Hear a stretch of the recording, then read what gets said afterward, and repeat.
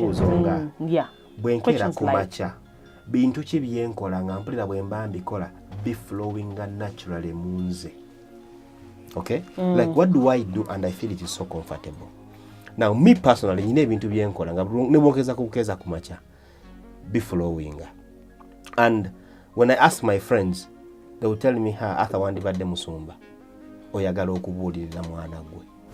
Tosobola kumanya nti oli musomesa mulungi okujjako ng'ogezezaako okusomesa. Tosobola kugezaako nti omanya nti oli musanyi wa mupiira mulungi okujjako ng'ogezezaako okuzannya. Tosobola kumanya nti oli public speaker omulungi. Unless ng'ogezezaako ogera. Kati unfortunately ffe mu Africa tetufuna chance nti we are always raised to fear. We fear to try. When I was starting the journey, one natandika okuworkinga out because I was trying to improve myself physically. As in your body.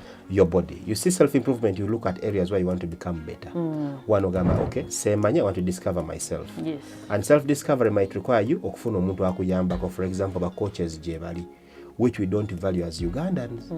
Okunoonya life coach nongamba, you know what, I'm lost, I need to discover myself. Now, a coach can guide you to know who you are, to know your purpose, to know your calling. Ekyo kimu. Kuba goyinza obutasobola kweyamba. AC Media, we inspire. Abantu basanyuka nnyo we bakulaba. Okay. People bajje ne bambuzaako banaye mutubuulizeeko and I'm here. Waliwo Gay Ali USA. Yeah.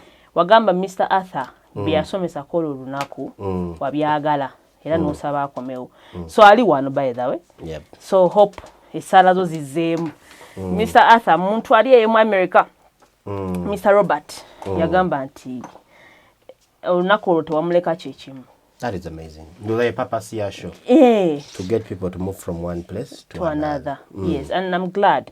Actually, olunaku olwaleero simply tugenda kuddayo ko. We think twakirowoozezaamu nti oba oli awo twaba the best but try tulina okutandika gye kyatandikira. So today we are here. Tugenda kuba twogera ku self-improvement, self-discovery, self-acceptance. But nga tutunuulira Mr. Arthur. Okay?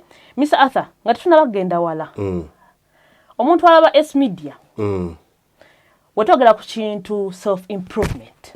Asobola kitegeera atya? Asobola kitegeera atya?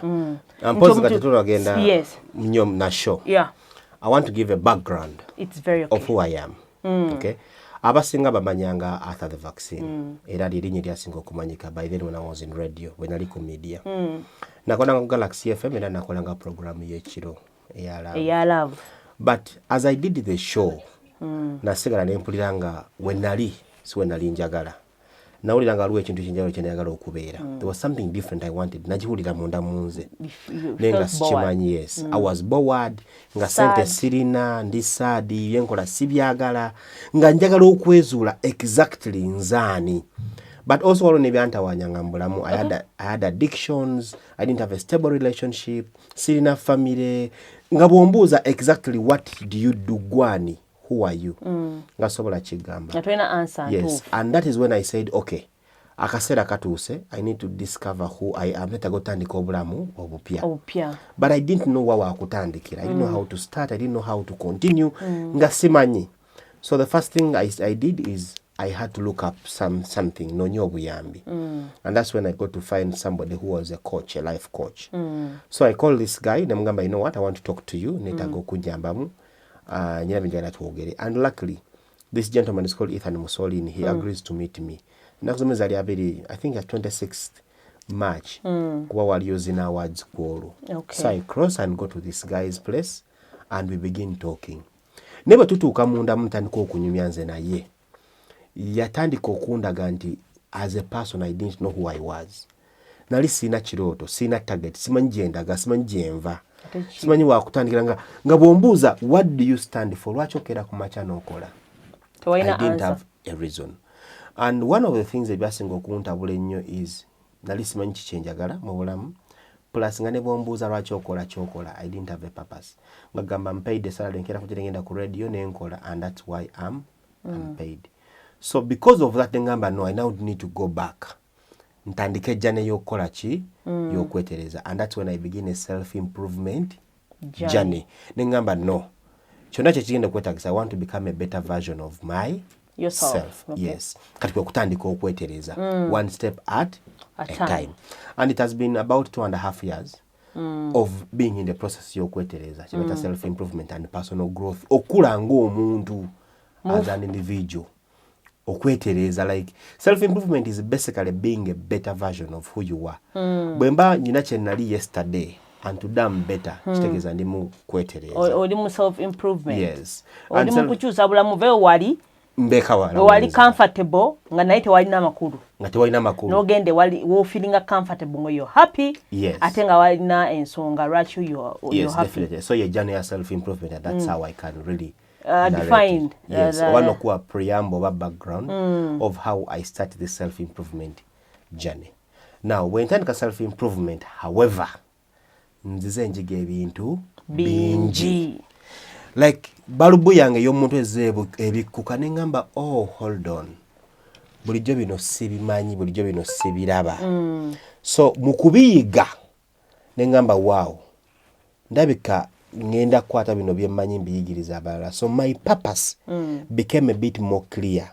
Nti I want to help other people become better by sharing the lessons I've learned in life. No balaga things can work.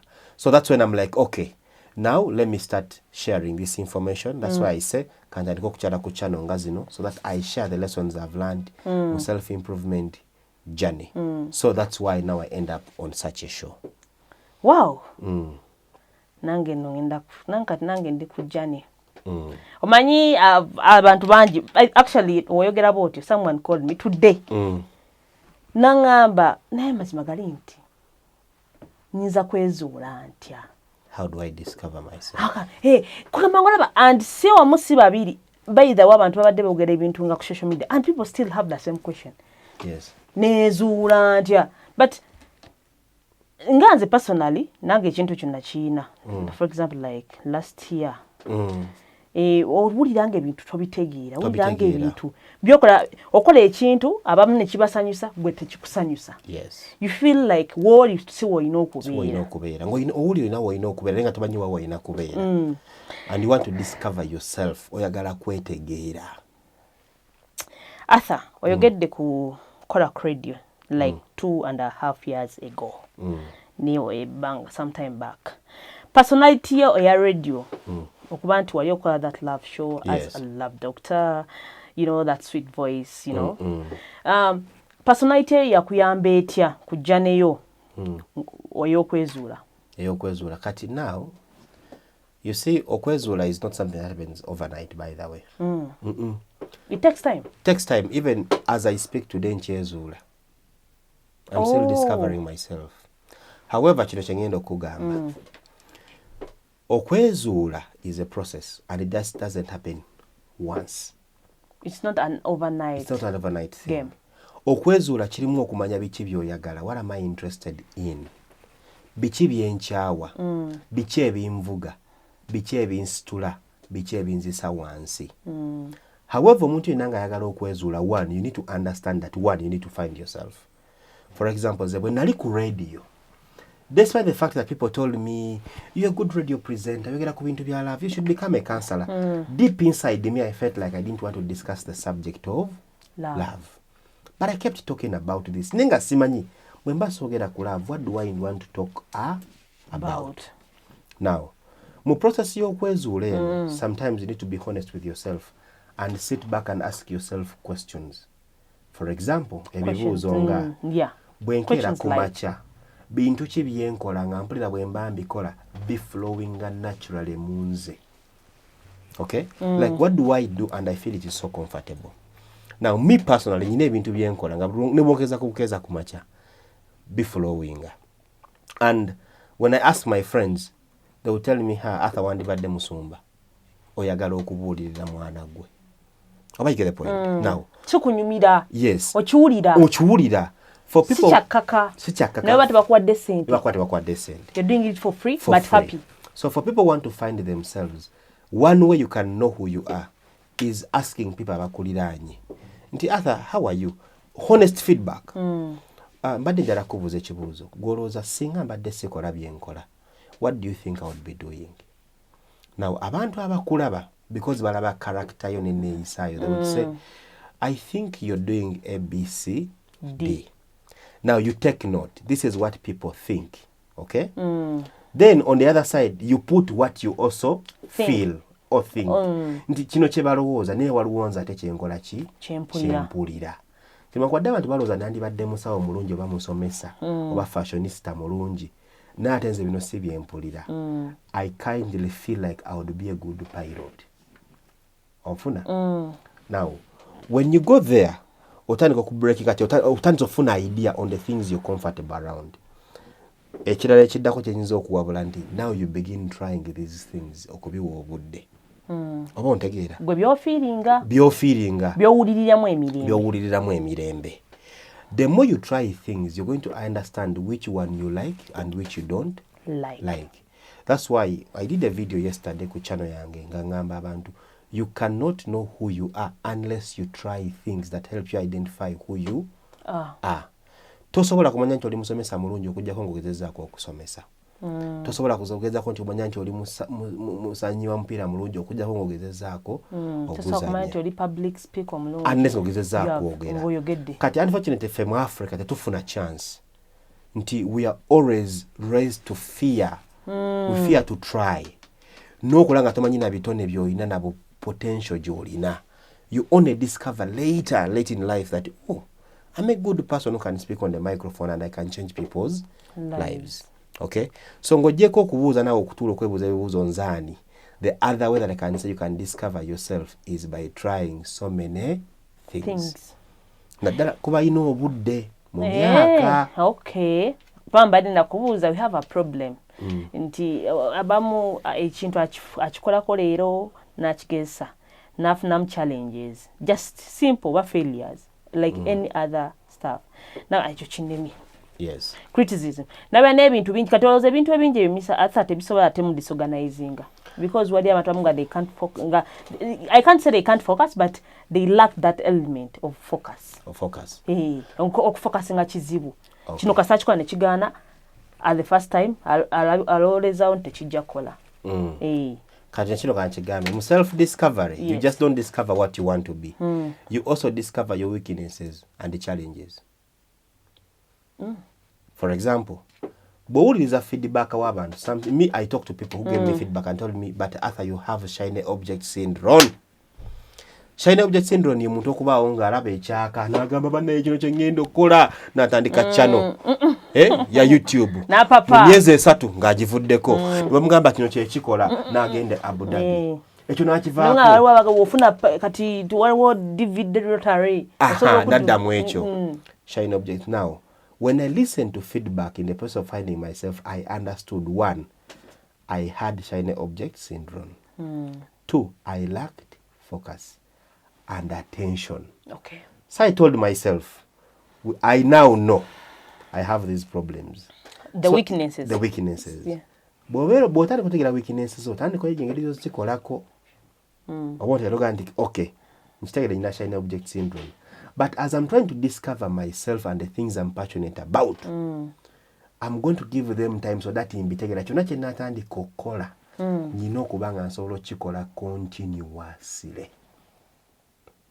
Oba ontegedde? The challenges. Yes. Ekyokulala, in order for me to avoid the shiny object syndrome, I'm like buli kintu kye ngenda okukola ngenda kiwanga ennaku either 3 ku 6 ku 9 ndaba oba ndi passionate ku kyo oba nkyagala. Oba you get the point? I get a point. Ngenda ku ekyokulabirako. When I was starting the journey, one natandika okuworking out. Because I was trying to improve myself physically. As in your body. Your body. You see self-improvement, you look at areas where you want to become better. One ogamba, okay, semanya, I want to discover myself. Yes. And self-discovery might require you okufuna omuntu akuyambako, for example, ba coaches gye bali, which we don't value as Ugandans. Okunoonya life coach n'omugamba, you know what, I'm lost, I need to discover myself. Now, a coach can guide you to know who you are, to know your purpose, to know your calling. Ekyo kimu. Kuba goyinza obutasobola kweyamba. Tosobola. Kiyinza okutwalira ebbanga. So me, in my self-improvement journey, one, I wanted to discover who I was. So I found a coach, somebody to help me learn. Because a coach will give you an idea. Akugulawo obwongo. Mentally. So in the self-improvement journey, ngamba, okay, now I need to improve different areas. One of them was my physical fitness. Nzalali sikolanga ku gym ebbanga lyonna. I didn't know. Ekyokubiri nanjala kutereza relationships zange, nanjala kutegereza income zange, ekirala nanjala kutereza career yange. So these are the 4 areas I chose. But the gym thing, chikalubirira abantu bangi n'okuworking out kumenya. Personally. But then I was reading someone, they're like, if you want to do something for a long period of time, gwe tuwewa target ya mwaka, wewe target ya wiki etya, emu. So I gave myself a target of 1 week. Nentandika kola workouts. The 1 week was done. You wakola like the all week 7 days, or around them like 3 days a week? So I gave myself 3 days. Okay. But I wanted to run this journey for 3 days. That's why I'm saying, if anybody wants to do something, you want to do something, tewewa target nene nti mwaka. Bwe mara okola ennaku 7, nengamba kanzifuula ameka? Asatu. Actually, when I did the 30th day body transformation campaign, najikola wenji filminga by then, nenkuba ennaku 3 nezigwako. Bwe zigwako nenjifuula ennaku 6. Emyezi 2. By the time the 60 days were done, nenyingira 9. We assume okola ekintu emyezi 3 continuously. Eba etandisa ofuuka pattern ne behavior kugwe. Oba ntegera kyegamba. If I say obuzibu bwange kuzuukuka buli kumacha, but I'm going to try for 4 days a week to wake up at 7. Nabo banafa. If you can do it for 10 days, you can do it for 90 days. If you can do it for 90 days, you can do it for a year. If you can do it for a year, you can do it for the rest of your life. Just triggering a mindset and starting with smaller goals. Small courses. Yes. Yeah. Now, over the course of the last 2 years, working out has become part of me. Over waliwo space, over tewali, I know what to do. Now, that's how you develop a pattern. That's how you develop a behavior. I won't take it. Now, but self-improvement just doesn't stop on the physical beat. Ebintu bingi okwezuula okufunye okola ku mubiri gw'otandise okuyiga. Then there are other things you want to change. Things like how many bottles of water do you drink a day? Oba ontegeera? Just okukyusa kati badde nnyo ebikopo 2 kati kanywe 3 is also a pattern you want to change in your life. Waking up and you have a schedule. Abantu bangi tebalina schedule ng'akeera bukeezi ku makya tamanyi lunaku bwe lutambula. They don't know how the day is going to begin. Leero ku makya ssaawa 3 nja kukola kino. Yes. By midday mbenga maliriza ngendeko mu gym oba ngendeko. Excellent. Bo akola kati oyogera wete, let me tell by abantu bafa batulaba. Ozuuka ku makya naddala nga tolina schedule. Yes. Leero nja kukola kino na kino. Kati nobeera okuva ku makya ng'oli free. Oli ku TV olunsi nkola TV. Kati saa ziba ziwera ssaawa 3 ez'ekiro ze wali ebakiddemu nga lojjayo ebintu nti ogenda bikola. Otandika okulaba nayo content pose kyenda ku. Ngenda mukola ntya. Pose. Kati tulina schedule. So now if you really sit right now ne weetunuulira mu bulamu bwo and you feel like mulimu ebibuuzo bingi ebitateredde, yeah? And you feel the need to change those things, that becomes the beginning of your journey for self-improvement.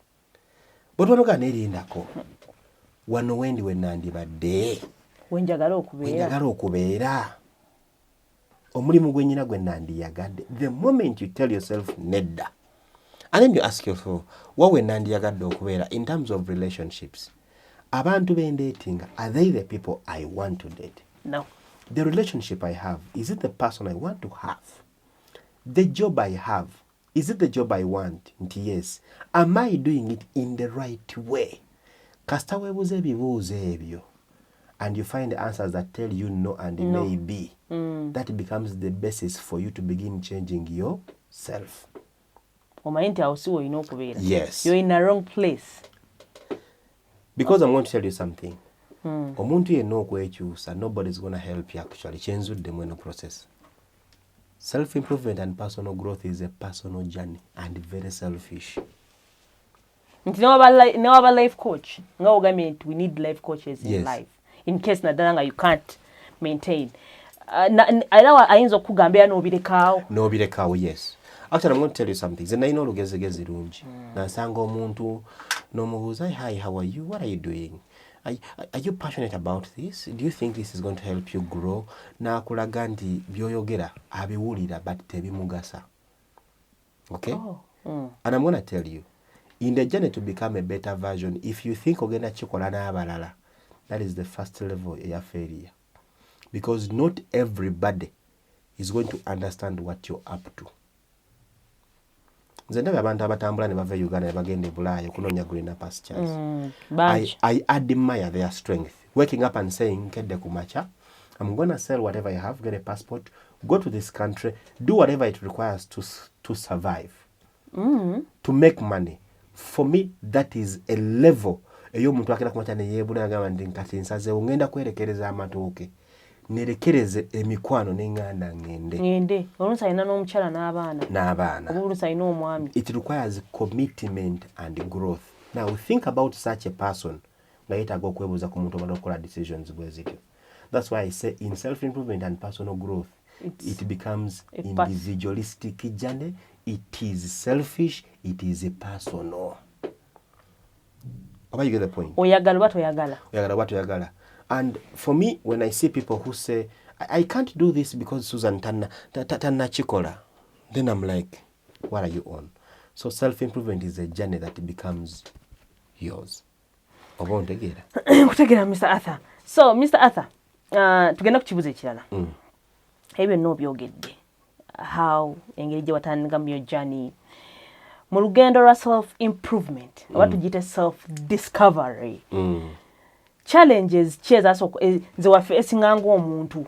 Zensinza okufuna. First of all, you see, when you're beginning a journey of becoming better, ekisooka, it is a complicated journey because tetegerekeka. But once you decide to say, I'm going to be better, otandika okufiirwa ebintu bingi ebikadde n'abantu abakadde. I'm going to give you a scenario. I get your point. In the evenings, I used to gather with a few friends. Netubako emboze twanyumyanga. As I started the journey to become better, mutima ne gungane bano boli na batogenda funa byoyagala. And mu bufunze ngweze okuza tebagattako. And sadly, I had to let go of my friends. Naye bw'oba letting go, you have to adapt to living without them. It is hard living without people, and it requires a certain level of commitment. Ogamba nti Esther mukwano gwange, but as things look, tangattako n'omuta. It requires a certain level of commitment. Kireeta ekiyongobero, being sad, a bit depressed because you don't have the people you're used to. Waliwo ebintu bye bali bakumalira by'otasobola kwemalira. You have to let so many things go. You're going to let girls go, you're going to let certain people go, you're going to let certain friends go, certain behaviors. Obadde olaba firimu okumala essaawa 4-6 and you have to say, okay, enough is enough. I'm not watching Netflix for 6 hours, 2 hours at most. Mbadde njaba akapiira nkagala ngachi, but in actual sense emyaka 10 gye nkalabye n'okwogera kwa Arsenal, there is nothing much I'm getting. Let me change this time now. Ojafuna ekiyongobero. So I actually got a bit depressed. I got a bit lonely. I still get lonely, yeah. But the cause, the purpose is much more bigger than the struggles. Okay? The purpose is seeing struggles you still want to pursue. So one of those things is feeling lonely and feeling lost and feeling empty. Yeah. Ekyokubiri, staying committed to the cause. Sechangu. Kati ngenda kubuulira nti I used to drink alcohol, a lot of it. Nanywanga nendeka engato mu bbaala. Not that nali staggering, but obwongo nga buvaako katono, abadde ne bbuutu 2 emu n'ogissa ku mmotoka guno oyingira n'ovuga ng'eri kungulu n'egwa. You know, that kind of stuff. Wanywera ddala omwenge. Onywa, yes.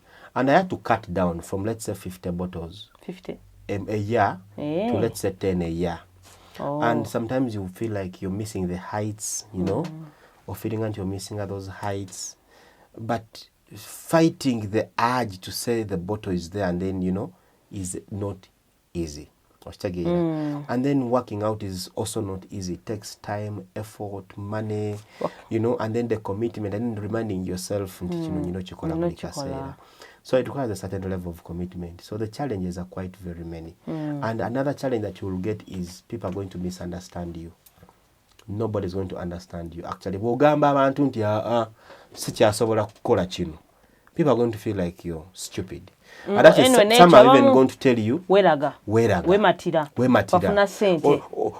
People are even going to say statements like, bigenda kutwala wa ne kasoma yafa. People have those negative statements that will tell you. And I will tell you, bw'oba toli solid enough, sometimes you break and you want to go off that journey. And I will tell you, I've been misunderstood. Like, it happens a lot. Oba totegeerekeka, oba totegeerwa. Oba totegeereka, nawe nyini oba owulira kugamba olabira ddala. Anyway, Mr. Arthur, mu journey eyo y'okubeera nga oli ku self-improvement journey ne self-discovery, what moment in life gye wali otuuseeko n'ogamba kale ndi ku right track, kyenkola kyekituufu? Omanyi mu kaseera ng'otandika oba omuntu yagamba nti thin light bakugambira etya kale nti waliwo akaseera k'otuuka ng'otandika butandisi, omanyi at the beginning of everything you are doing in life kimenyamu waliwo time lw'otuuka ekiseera nga you feeling oba bino ebintu byenkola kanzireyo ku bye nali ndiko. But however, wobanga oli focus nogamba, you know what, no kansigale. So waliwo that moment in life gye wali otuuseeko muli n'ogamba kyenkola it's the right thing. Those moments happen even as I speak right now. Otuka n'obuuza n'ogamba nekino kyendiko kyekituufu. Tekiri just mu self-discovery journey, but kiri mu bintu bingi. Kiri mu relationships, kiri mu mirimu gye tukola, mu decisions ze tukola, mu neeyisa gye tweyisa n'ebisigadde. Now, nze omuntu yenna atuuka neebuuza ekibuuzo ekyo naga nekyenkola kyekituufu. Bw'otuuka neweddamu n'ogamba nekyenkola kyekituufu, then you're doing the right thing. Every time you have something you're doing, neweebuuza ekibuuzo nekyenkola kyekituufu, neweddamu nti kyenkola kyekituufu, ng'oli weka mu meeting ye ey'obwomu. Oweka mu kisenge ekyo, then that thing is the right thing. However, singa oba olina ekintu ky'okola kyonna ne weebuuza kyenkola kyekituufu, omutima ne gugamba kyokola kikyamu oba ne gugamba naffe tetumanyi, then what you're doing has a question mark. So for me, when I started the self-improvement journey, whatever I was doing, I was convicted in kyenkola kituufu. Oba ontegeera, telling myself okuva ku social media was the right thing, and I knew it was the right thing. So tekyalimu question mark. But the moment I wake up in the morning, let's say for example, nentandika okuwemula ku eno podcast, and my consciousness tells me kyokola si kituufu, then si kituufu. But if my consciousness tells me kyokola kituufu, it could be kituufu kunze. Now I await the judgment of the nation and the world to tell me kyokola kituufu oba si kituufu. So anybody on a journey of doing something, as long as you're convicted that kyokola kituufu era kigenda kukolera amakulu, I think it is worth pursuing. So for me, that's what keeps me going, because I feel like kyenkola kyekituufu, yes. Anyway, please, abatwala Quest Media, please subscribe naddala ng'oli mpya kweno channel. Ate era tulina Mr. Arthur asobola tugamba YouTube channel, kubaga oyogedde ku YouTube channel. Yes. So tell them bajje basubscribing edde ntweyongereyo. My YouTube channel, called the Arthur Sunday, sharing a lot of content about business, self-improvement, personal growth, and I also do a little bit of some vlogging on that channel. And take out content every Monday and Friday. I upload 2 videos every week. So kakati, if omuntu ali eyo ng'owulira obadde we ogamba abantu kino bannange neezudde ntya, manyi mubuuza abantu abakyamu. So right channels weeziri. You go there neweezuula, because I know abamu we come from rude families. Nabo benyini jukira abantu abamu tebabi edda twakolanga nga tulina reason, bazadde baffe bakolanga tebalina reason, tebafunanga chance kwezuula. Yes. Bali balowooza nti ogenda e Kampala, that is it all. Yes. So I think ebintu bigenda bikyukamu for the better. And let me tell you, every question you want on earth has been answered. buli kibuuzo ky'olina mu bulamu kyaddibwamu. The issue is finding the answer mu kifo ekituufu. Ngenda kuwa ekyokulabirako. Saawa zino bw'otayipinga mu YouTube channel yo, how to slaughter a goat, somebody did it. Era nga ye channel ye dedicatingidwa ku slaughtering a goat. Bw'obuuza ekibuuzo, how do I discover myself? Ojja funa answer. How do I cook? How do I find the right career path? How do I find happiness? What is happiness? Answer ojja kuzifuna. The question is, abamu ku ffe tetutuula kwebuuza bibuuzo ebyo ate ne tubitwala ng'ebikulu. Oba ontegeera? Nti you see life has so many questions betwebuuza. Questions like, am I really happy? Tetutuula ne twebuuza ne tubyebuuza ebibuuzo bino. We ignore them. Is this the right place for me? Okay? What should I be doing? Nandibadde nkola ki? Am I spending my money right? Okay? Nti, as I can assure you, very many people cannot even manage their finances. Okitegeera? Ng'oggyeko obutamanya nti ssente azimanaginga bubi n'okwebuuza tasobola kwebuuza. And the best place to ask these questions is the internet, because the answers have been given. The only unfortunate bit nti, as Ugandans, very few of us are answering these questions for the others. Abazungu bo bakikola. Nti, when you search most of our content, we are trying to be funny and entertaining.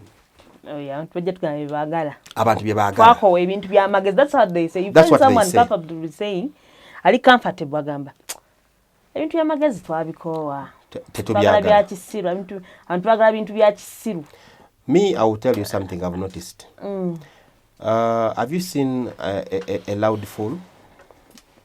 Ugamba a loud fool ndabanga gamba omusiru alekaana. That is the thing. Omusiru alekaana asobola okulowoozesa nti buli ali awo musiru. Exactly.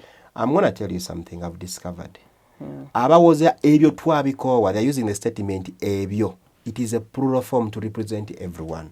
But I want to ask you a question. Does that person represent you? No. No. That's why I'm saying it. As the people are saying things, you should sit back and ask yourself, nzenga Esther, njagala ki? Ekiki ekigenda okuntwala mu maaso oba ekinga kyako. Yes. Bw'olaba abantu nga banywera nnyo entertainment, it is okay. That is them. Actually, we're not blaming anybody for enjoying entertainment. Yeah. But me, nyina ebintu bye njagala. Nze ebibuuzo bye neebuuza biri bimu. Esther, buli lwe nvuga emmoloka yange bwe tuyise wano wonna olabye amayumba ago ag'akabi. Kyemanyi galina bannyinigo. Tetumanyi ki kye bali, tetumanyi ki kye bakola. My brain keeps asking me, who are these people? What do they do? Nga tetubalabangako ku mutimbagano. Basoma bitabo ki? Basiiba wa? Banyumya mboozi ki? Oba ontegeera? Oba you get the point? Bwe ndaba omuntu ng'asazeewo n'agenda e Bulaaya akole n'akola essente, my brain keeps asking me, yakikola kye yajjawo obuvumu obwamutwala. Oba you get the point? Yeah. Bwe yatuukayo yayita atya mu mbeera eno? Ekyokubiri, yasalawo ddi, yasalawo atya? Now, these are questions I have. Okay? So, entertainment is not going to find for me answers unless I go and say, omuntu oyo nfuna ntya answer ye. Unfortunately, abantu abo gye balira tubalina mu Uganda, but we've made them feel like bwe banaatandika okwogera teri abyagala. But those things are needed. Okay? So many Ugandans have a lot of information to share, but we have made them feel like they are too stupid to come and share this. We are giving motivational speakers. But they can change lives. They can make us better. Why you get the point? Not just mukufuna sente. Because the happiness is not about money only. Happiness is about so many things. Somebody is going to help you find a better relationship. Yeah. Somebody is going to help you find a better relationship with God. Somebody is going to help you find better sleep. I'm going to tell you as a person who has struggled with sleep. Okubulwa otulo is a sickness. Tekiri ku affecting muntu omu yekka. It's affecting a million and millions of people. Me inclusive, I used to get struggles. Bulwadde. But the question is, bwe mba seebuuzizza, how do I find inner peace, emirembe mu mutima, so that I can sleep in peace? Oba you get the essay? Essay, happiness is not about money. Even having inner peace, content, okufuna okukakana nti kino kye nnyina, bino byenfunye, byenkoleredde era amaanyi gange weegakoma. Let me stop being greedy. You'll find peace. So many people don't have that peace. The question is, are we going to jump these questions and pretend these problems don't exist? They do. Ebibuuzo bino abantu babyebuuza, you know. Yes, do you know what it means when you're dating toxic people all your life? Bakusanga ogenze butabika. These people can make you run mad. And if you don't ask yourself, but why am I dating the wrong people? Lwaki nsikiriza abantu ababi? Because people say you are what you attract. So who's going to help you if you've not sought help? And how are we going to get help? So we need more. And I want to tell people who have good content, who are inspiring. Nobody should tell you motivational speaker jamukube jinja. Whoever types that statement just doesn't know. Ignore them because they don't know. You see, by the time you write that statement, you the writer, you're lost. You're consuming content that is not meant for you. I keep saying this. I don't expect 10,000 people to view this video. No. The aim of this video is to find 15 people watching it and they understand it. The rest, I don't care. It's okay. I don't mind. Yes. I'm your student. I'm going to tell you this. Yes. When you enter YouTube channel and I type in shoe cleaning. Mulimu omuntu yakola video ya shoe cleaning ng'akuba bukubi ngato for 1 hour and it has been watched by 50 million people. Tayogera akuba bukubi ngato. Okay? And there are people who watch them and when they watch them they get sleep. Bo balaba bezo video. Boteka mu video y'okuvuba. Somebody is watching somebody fishing. The question is simple. Should we say these people are mad? I don't mad. That is their interest. But I want to ask you as a community, as Ugandan, bwemba nonyo omuntu ayogera ku ngatto kiri yalenga channel eri ku ngatto, do we know one? Don't we all have shoes? We have shoes. Don't you want to understand something about shoes? We need to. I want to chanjogerako. If I want to find somebody that talks about spirituality ngojeko omusumba, do I have a channel like that? I want to chanjogerako. If I want somebody just to teach me fashion or kwambala, because I'll tell you, in the self-improvement journey I wanted to understand fashion, by the way. Surprisingly. And in order to learn to dress, I wanted to know omuntu ayambala atya n'abeera ow'ekitiibwa n'asikiriza. The first thing I wanted to search is I wanted to find a Ugandan channel that does that. Yes, I couldn't find any. But do you want to tell me abazungu kye bakola is rocket science? It's not rocket science. It is not. But we are pretending to act like these are not problems we have. We are consuming things from other people. We cannot create them because somebody has told us njakuba motivational speaker chi oluyi gwengani. And I want to tell you something, by the way. The people that discourage us and tell us some of those stupid statements, when you look at them in their real life, their lives are lacking 200,000%. Now, you see, we tend to want to measure people by money. Life is not measured on money. Omuntu afuna otulo ku ssaawa 4 n'ekitono n'azuuka ku 12 tomanyi bugagga bw'alina. Sleep. Going to bed and you close your eyes and you sleep. That is wealth. I've come to appreciate. Omuntu akeera ku makya n'agamba nti nabadde njagala okukola mu lunaku mbikoze. That is wealth. Omuntu alina family ng'emwagala naye ng'agyagala. For me that is wealth. Bino nzize mbiyiga later in life. So if somebody wakes up and says motivational speaker alina chi and you're judging people based on money, on cars, then you don't understand life.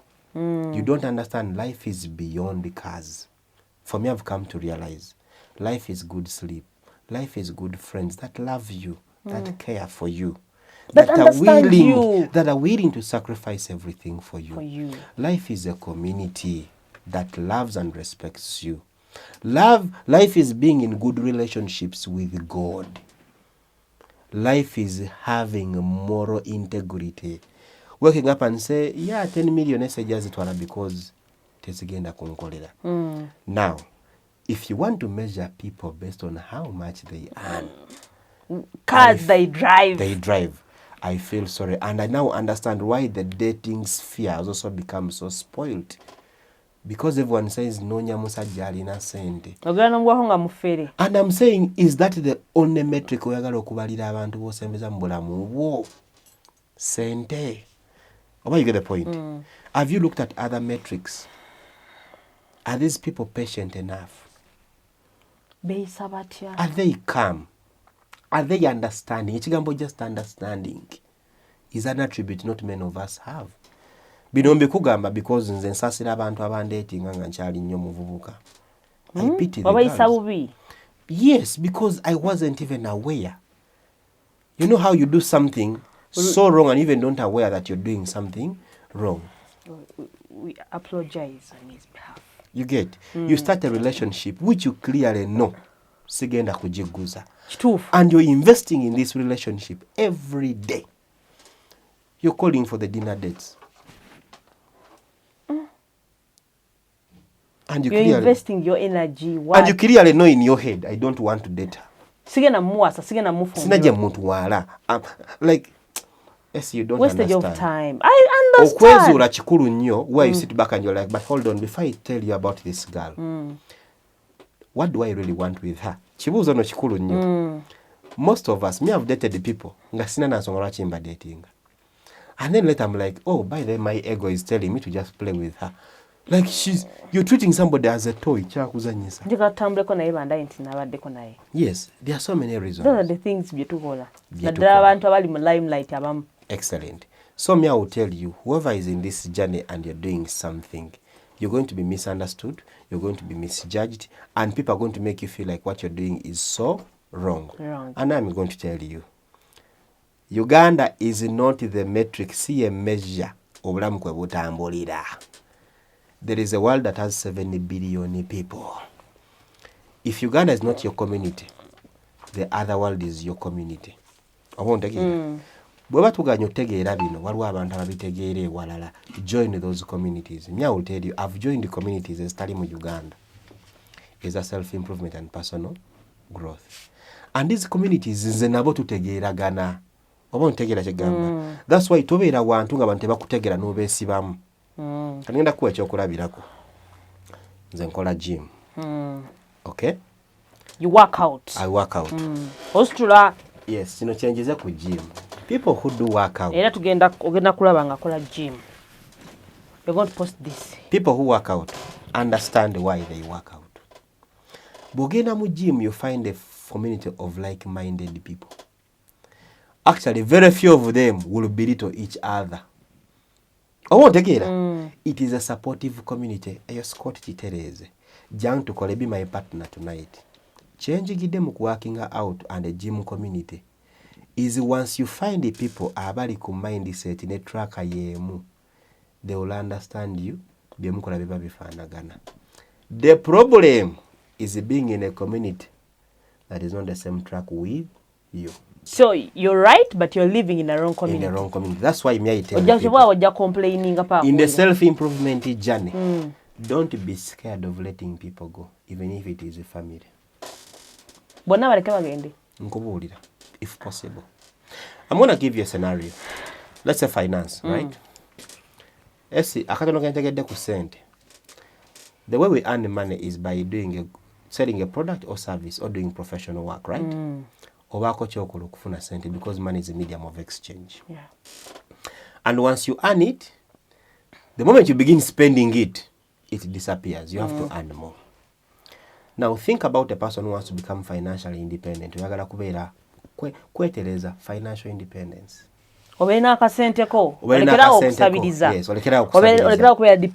Dependent. If not, you are because it's really uncertain. Me 10 years ago, I thought I would never be 30. I never thought. But years fly like, you know. When I look at all the people, now think about a person who wants to become financially stable and independent, and you're thinking of investing, and think about a family that thinks you have to get whatever you've worked and give it to them because you're a member. oli mwana waabwe. Oli mwana waabwe. Think a family may be a family that takes away your mental freedom, your peace. They don't appreciate you at all. You get the point? They're always negative about Think you. about a family that does not support you. Very fake. Think about a family that is parasitic. There's no questions is on how to say. The question is, do you want to stay there? No. A big no. A big no. Yeah. That's why I told you, self-improvement and personal growth, okwekuzanga omuntu, kiri selfish. It is individualistic. It is a selfish journey. Meaning you are all sorts of names. Yes. Oli mukodo. He's mean. He's stingy. Mukopi. Tavaako kake. Ayina empisa embi. Tetukyagenda ffena mubalaga ayina empisa embi omweragirako. Ontegere bulungi. Yeah. And that is the journey you're going to walk. And bw'obeera mu self-improvement journey, n'ebintu ebimu ebyokkaaya n'ojja bivaako. You see people who have poor planning want to accuse everyone of their problems. Nyenda kuwa ekyokulabirako abantu abavuga amamotoka. I'll use parties oba amabaala. You save money, you work hard, you become somebody, you buy yourself a car. Tegulika. You buy fuel, you go to a party, and you didn't plan to meet Essie there, but Essie knows you. Nakwesibako muzeeka. So bw'ogaana, Essie naakunyiigira. But Essie is not considering the fact that you had a plan, right? She's not considering the fact that you probably have fuel just to take you to, ta considering a marriage nebisigadde. And I'll tell you, never explain to these people, never bitegeera. Abantu abatambuddeko mawanga amalala e Bulaaya, bino babitegeera mangu. Oba ontegeera? Because ebintu tebikyali communal. Bintu biri personal. Biri personalized. Ffe abali wano tukyagaanye bitegeera. But I'm going to tell you, you cannot wait for everyone's mindset to change. No. Because possibly, eyinza obutakyuka until they die. Actually, the thing you can never change is mindset. A mindset. Bw'osanga omuntu ow'endowooza nga yakona, never struggle to change their mindset. Nze nyina omusajja gwe mmanyi baamugamba ayambale bulungi. And the friends were telling him, please dress well. He justified why he should not dress well. Mindset. So, hope muli ku same track, okay? Tuli ku same track, hope obulamu bwo tebugenda kusigala kikimu. Bino ebintu tuli mu bikolera omuntu omu 2 10 okulaba nga at least tusobola, because I believe bwe tukyusa obulamu bwo nawe osobola okukyusa obw'abalala possibly. So please, woba mpya kweno channel, subscribe, liking, commenting, sharing, leave your comment so that next time we come here tubaako engeri gye tukuddamu, because I know you have a lot of questions out there. So please subscribe, liking, commenting, sharing. Ennaku z'omwezi nga 28 November nyongera bagamba nti tugenda kubeera omusawo Julie Kalangala kwezuula, kusoma, kutegeera bintu bimu, kulaba nga ate tubaako engeri gye tugattagatta, okulaba nga ate ebintu ebimu tubikola nga tulina bikola. Nsigala nze Essie, tukyagendera ddala maaso, tubadde tuyisaawo bulango n'okuwummulamu ofune ku mazzi onyweko ate tube nga tweyongerayo. Mr. Arthur, how do you balance self-improvement and self-acceptance? Well, no, with self-acceptance. Okubalansinga okukkiriza nti kino kyendi. Yes. Kati now, you see those are two broad terms. Omuntu okwetereza wakyeta self-improvement. Yeah. In self-improvement, there is a small topic called self-acceptance. Okukkiriza kikyoli. You see, some of us have not come to understand ourselves. Bw'oteetegeera n'okwekkiriza tokkiriza nti kino kyendi. Essi mulimu abantu batasobola kwogera nga bwe njogera. Some people don't have the wit gy'olina. Some people don't have the strength omulala gy'alina. omuntu bwe weeyiga noweetegeera ojja tandika okwesiima n'okwekkiriza. Oba ontegedde? Omuntu bwe yeesiima ne yekkiriza atandika okukola ebintu ebiri mu busobozi bwe ne mu maanyi ge. Bw'omala okwekkiriza n'okola ebintu ebiri mu maanyi go ne mu busobozi bwo, otandika okufuna essanyu ly'otamanyi gye liva. N'oba n'emirembe. Ngenda kuwa ekyokulabirako ky'abantu babiri. My mother yabeeranga awo nga every time she wanted to pray ayagalanga nnyo okusaba. And I wondered why my mom wasn't so pushed by the treasures of this world. I got to understand later nti mama wange ebyobugagga by'obusisi bye ayagala yadde twali baavu nnyo. My mother lived a happy life. Nga mama muyina kilo emu y'akawunga n'agigaba. Oh, you get the point? Because we're a family of 8. But she was willing to share the kilogram with other people.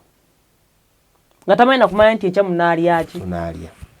My mother's happiness was in seeing other people happy. Okay. And my mother knew that whenever she would give, she would feel happiness. I won't again. Now, when you don't accept who you are, when you don't appreciate who you are, you end up being sad. You end up wanting to be like other people. Oyagala obeera abalala. Toyagala beera gwe. Ate era omwe muva n'omuntu okuba nga akyawa abalala.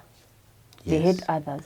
Mwe muva enge effutwa obukyayi fitina n'obutayagaliza.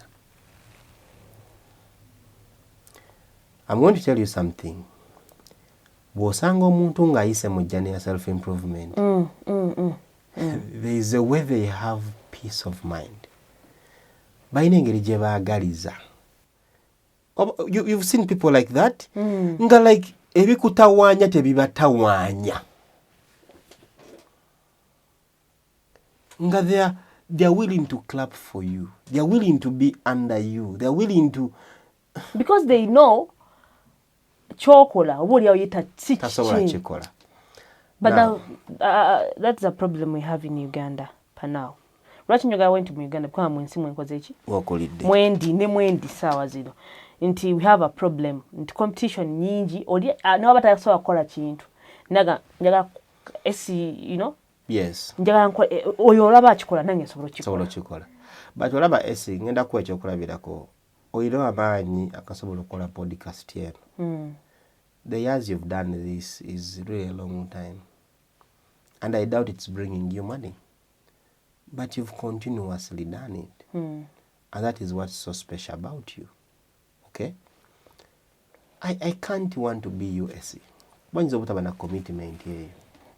Tomayi chichembala na kuba. Drive you. You don't know. Yes. But it would make more sense if I worked with you. I won't get it. It will be okay for me to let you shine. Okay? Because okulya ababiri. Akawooma kisinga okulya omu akakaawa. You get my point? I don't have to struggle so much. Now, when you sit back and understand and accept and appreciate yourself the way yagala ng'omuntu, that is the origin of happiness. Ebisinga tuleetera ennaku, by the way. Sadness, ennaku, teva mu bintu bye tufuna. Not from what we receive. Sadness comes as a result of okuyoya ebintu bye tasobola kufuna.